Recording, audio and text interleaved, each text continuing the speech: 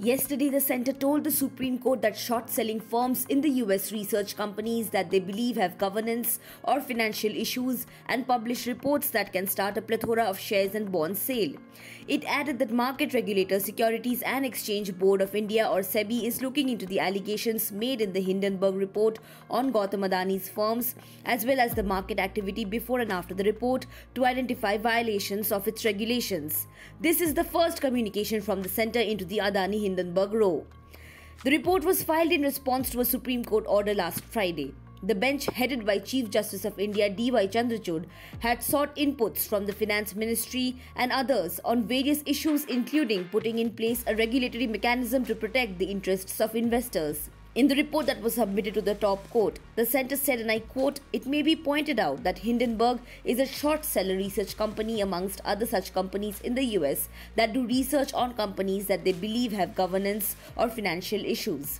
Their strategy is to take a short position in the bonds or shares of such companies at the prevailing prices, that is, sell the bonds or shares without actually holding them and then publish their reports.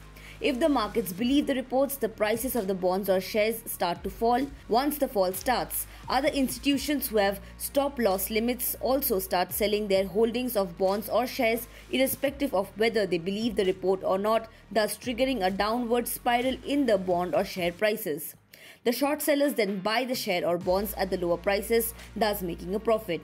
The more the market believes their reports and the more that stop-loss limits get triggered, the more the prices of the bonds or shares fall and the more money they make, the center's report said. The possible violations being investigated by SEBI include prohibition of fraudulent and unfair trade practices, prohibition of insider trading, foreign portfolio investors regulations, offshore derivative instruments norms, and short-selling norms. The center added, and I again quote, "In respect of the group under discussion, it has several listed companies in India other than 2 recent acquisitions," the center said. It may also be noted that the group has a number of USD-denominated bonds listed in overseas market. Hindenburg, in its report, has stated that its short positions in the group are in the USD bonds in overseas markets and non-Indian traded derivatives, the report added.